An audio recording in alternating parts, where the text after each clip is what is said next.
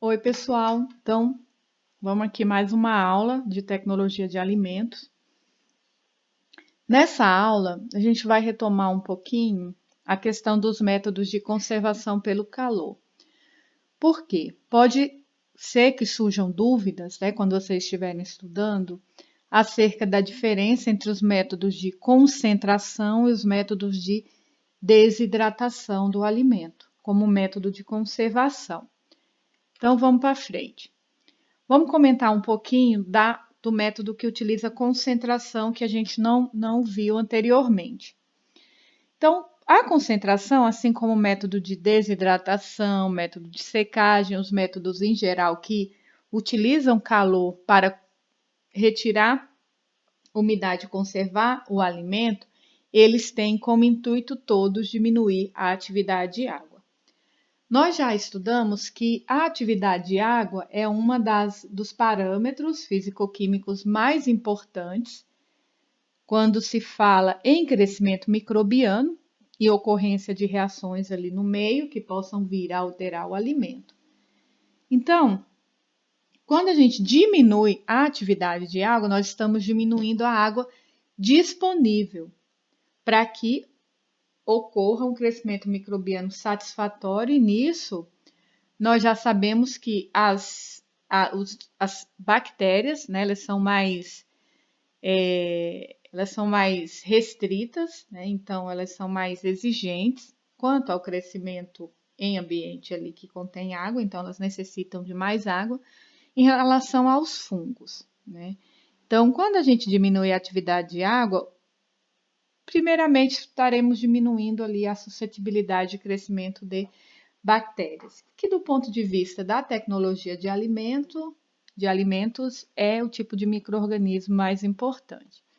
Então, voltando aqui especificamente na concentração, quando a gente fala de concentração, nós estamos falando também em retirada de umidade, diminuição da atividade de água. Lembre-se que essa umidade aqui, ela é a quantidade de água livre, né, para que ocorra o crescimento microbiano e ocorra as reações enzimáticas, reações químicas ali no meio. Nós não estamos falando da água ligada, seja água dissolvida, seja água absorvida, né, que não é retirada do alimento sem que haja uma destruição, uma alteração organoléptica ali significativa. Na concentração, esse conteúdo de água ele é removido de 1/3 a 2/3 do conteúdo total. Ou seja, né, vai ficar ali de 2/3 a 1/3 ainda de água, né? Não é toda a umidade que é retirada. Então, hoje em dia, nós temos muitos alimentos que utilizam processos de concentração, né, que nós consumimos no dia a dia. Sucos concentrados, leites condensados, produtos de tomate, seja polpas, extratos, ketchup, xaropes de glicose, purês de fruta, extratos de carne, entre outros. Então, veja que são alimentos que têm uma característica geral assim pastosa, né? Continuando ali um teor significativo de água, mas esse teor é reduzido com esse intuito. Na desidratação, nós já estudamos anteriormente, nós falamos de desidratação quando utilizamos estufa, utilizamos um equipamento para retirada da água, não é a secagem ao sol.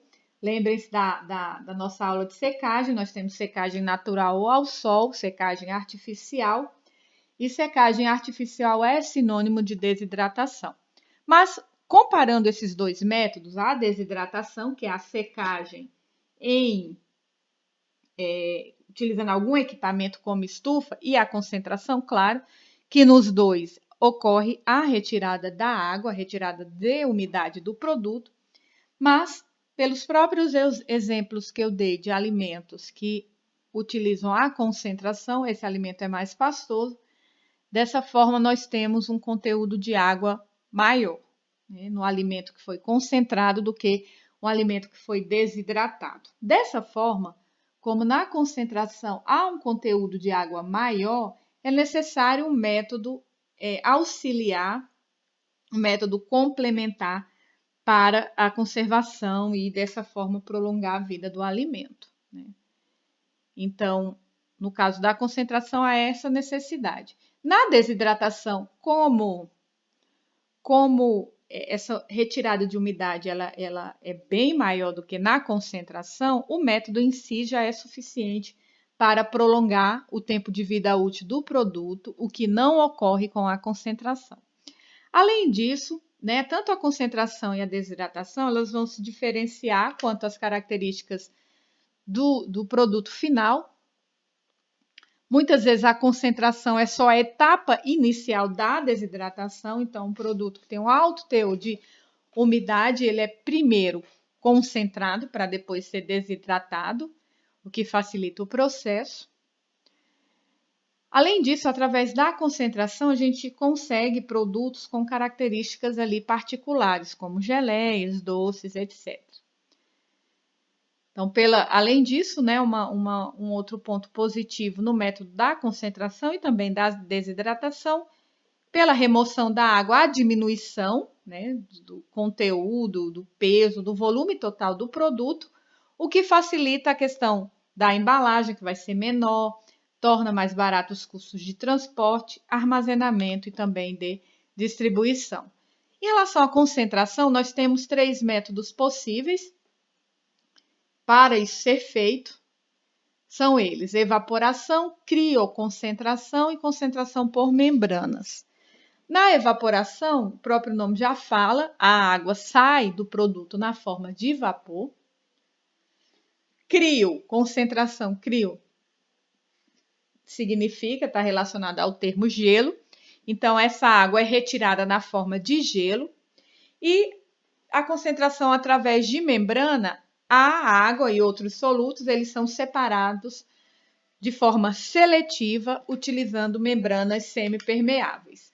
Vamos dar uma olhada em cada um deles. Na evaporação ou concentração por ebulição, ocorre a eliminação da água por meio de fervura. E, claro, a água vai sair por evaporação, por meio de vapor. Isso ocorre, por exemplo, em leite evaporado, sucos concentrados, molhos e extratos de tomate. Se eu retiro água, o conteúdo de sólidos totais, que são todas aquelas substâncias, moléculas que existem no alimento sem a água. Então, se eu diminuo essa quantidade de água, a concentração dessas outras moléculas ou sólidos totais, ela vai aumentar. E também a evaporação é muito utilizada na concentração antes da desidratação, congelamento, esterilização, pois, como eu comentei anteriormente, às vezes a concentração é só o primeiro passo da desidratação. E claro, né, como todos os métodos de conservação, é necessário tomar alguns cuidados, né, para que o alimento não perca suas características organolépticas, seus aromas por meio dos voláteis, dos componentes voláteis e conteúdos nutritivos, como por exemplo vitaminas, né? O interessante disso, o ideal, é proceder essa evaporação a vácuo, né? Então, dessa forma, a água vai entrar em ebulição a temperaturas mais baixas, diminuindo a perda, então, de produtos voláteis. Exemplos de evaporadores, né, eles podem ser abertos, que utilizam pressão atmosférica mesmo, e os fechados, que dessa forma utilizam o vácuo, né, podendo utilizar, portanto, temperaturas menores. Os evaporadores abertos ou de tachos abertos são os mais simples, né, são mais baratos. Alguns alimentos, como geleias e doce de leite, podem ser satisfatoriamente concentrados por meio desse equipamento. E a limitação é que, como é aberto, utiliza pressão atmosférica, o tempo e a temperatura de concentração serão maiores. Aqui um esqueminha, né, de como são esses tachos, né, bem simples, e realmente não tem um fechamento, não tem tampa, por isso a denominação de abertos. Aqui outra foto desse tacho, né, eles têm uma engrenagem para facilitar a movimentação, até para retirar o produto, né, no final. Pode virar aqui e esse produto ser, então, derramado, né, passado para outro recipiente. Agora, em tachos fechados, é interessante porque, nesse caso, utiliza-se pressões reduzidas e, dessa forma, temperatura e tempo menor de operação. Pode-se utilizar um agitador central, um raspador, que promove a convecção, né? Essas palhetas ou espátulas irão mexer o produto, evitando superaquecer em um lugar e aquecer menos em outro. Então, está sempre misturado durante todo o processo. E, é claro, já que utiliza temperatura menor, são mais úteis para produtos que têm uma certa sensibilidade ao calor. Então, veja aqui o esqueminha, né? Parece, de certa forma, aqui uma autoclave, não sendo um autoclave, mas só a semelhança, por trabalhar sob pressão reduzida. E veja que aqui tem um fechamento, né? Para poder promover o vácuo. E tem o evaporador de múltiplo efeito. Nesse caso, utilizam-se 2 ou mais evaporadores juntos em série. Né? O vapor produzido no primeiro estágio é usado para evaporar o líquido parcialmente concentrado no segundo estágio, que tem ponto de ebulição abaixo da temperatura do vapor devido à maior pressão, e assim por diante, dependendo da quantidade de estágios que houver aí no equipamento. Né? Pode-se usar muitos efeitos em série, sendo o fator econômico e a qualidade que determinam o número ideal de estágios. Em média, são utilizados, quando se utiliza esse equipamento, 4 a 5 estágios, é como se fosse 4 a 5 equipamentos aqui em sequência, como mostra essa figura.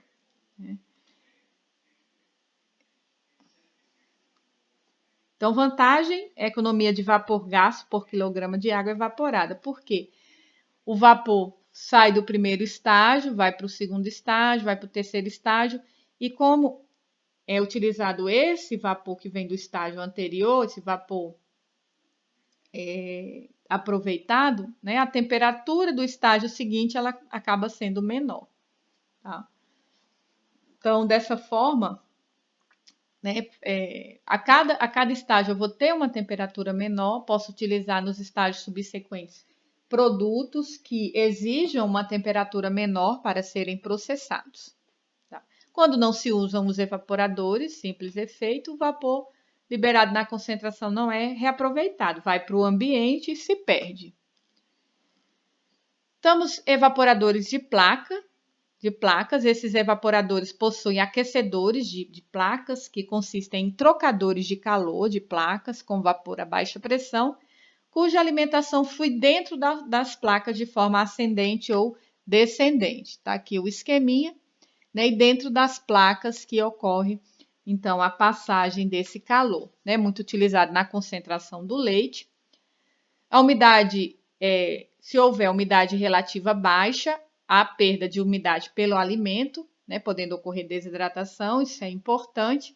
Né? Se a diferença de umidade entre o meio e entre o alimento é muito diferente, vai haver perda, então, de umidade pelo alimento, podendo haver desidratação. E o oposto também é verdadeiro. Se tem muita umidade fora ali do ambiente onde está sendo concentrado o produto, o alimento vai puxar essa umidade, e isso aumentando a atividade de água do alimento, aumentando o crescimento microbiano. E é importante, né, nós já comentamos nessa disciplina e em outras, que a umidade dos alimentos já é conhecida, e isso é importante principalmente para selecionar o tipo de embalagem que vai ser utilizado e o período aí de armazenamento, né? E adaptar também esse período de armazenamento ao tipo de embalagem. Então, um outro tipo, né, de forma de fazer a concentração é a crioconcentração. Crio está relacionado a gelo, frio. Então, pode ser traduzido como concentração pelo frio. E o que é que essa forma de concentração, como que ela é feita? A água ela deve ser transformada em gelo. Depois, esse gelo deve ser retirado por formas adequadas, de maneira adequada. Né? Então, o processo se baseia no fato de que um alimento líquido, quando é submetido ao congelamento, seus componentes congelam em tempos diferentes. Claro, a gente utiliza aí uma cristalização fracionada, né, da água para que esse gelo seja então retirado, de forma a não danificar o produto. Então, por exemplo, água pura na pressão de 1 atm congela a 0 graus Celsius. Só se a gente adicionar sal ou açúcar ou outras substâncias, a água não vai congelar mais a 0 graus Celsius, vai congelar a temperaturas inferiores a 0 graus Celsius. E o alimento, ele não é água pura, né? A gente tem água e tem substâncias ali que estão dissolvidas na água. Então, o ponto de formação de gelo não vai ser a 0 graus Celsius, vai ser a uma temperatura diferente. Então, nesse processo, a água é congelada primeiro. E antes que as outras substâncias congelem, a água, na forma de gelo, pode ser retirada. Tá? Então, né, é isso que se baseia.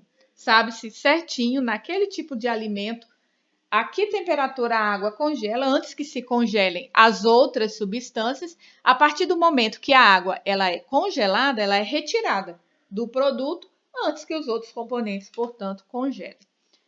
Um outro tipo de concentração, utilizam-se membranas semipermeáveis para que haja passagem da água e alguns outros solutos, né, para que haja então essa remoção seletiva. Esse processo, utilizando membrana, serve tanto para congelar ou fracionar líquido, obtendo-se duas soluções com composição distinta. Então, dois processos muito utilizados, ultrafiltração e osmose reversa.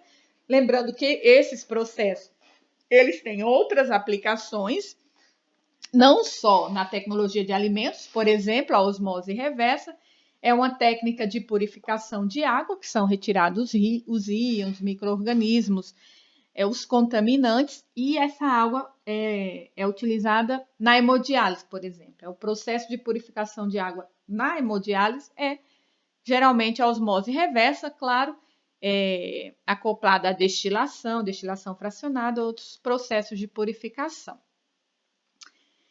É interessante que a concentração por membrana, ela não emprega calor, então, dessa forma, a gente consegue manter os voláteis,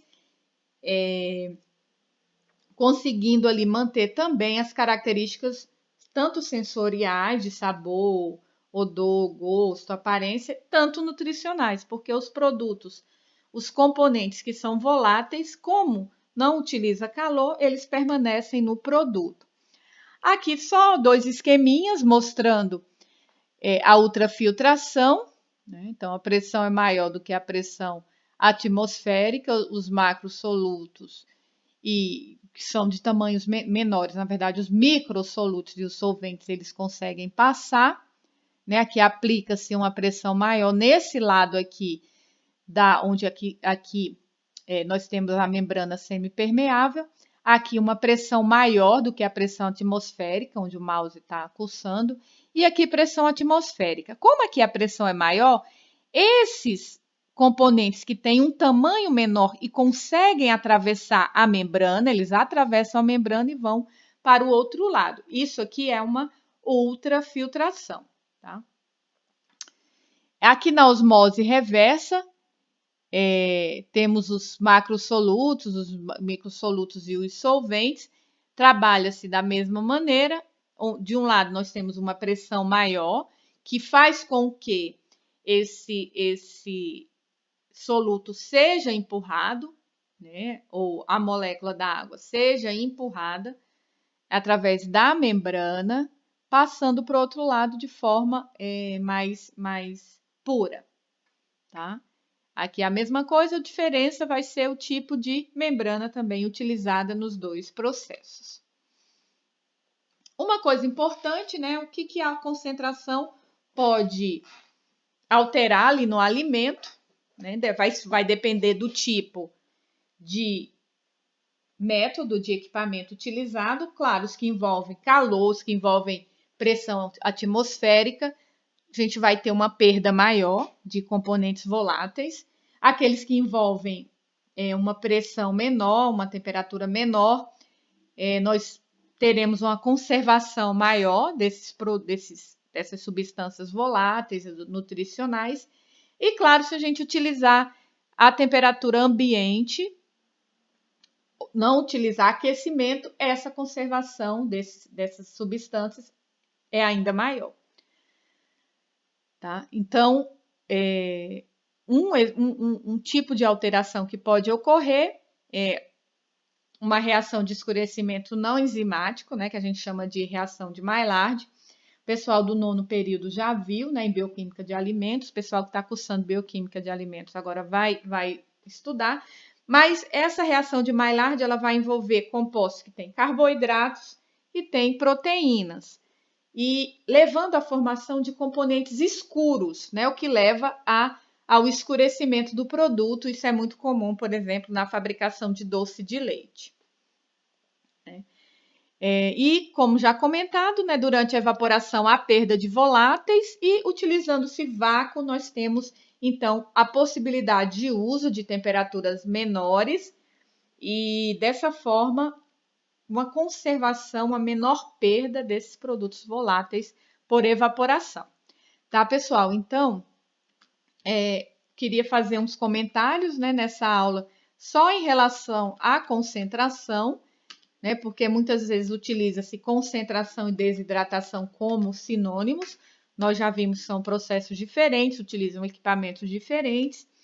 Na concentração, nós temos uma saída menor de água, necessitando-se de um método adicional de conservação, podendo até ser um método de abertura para desidratação.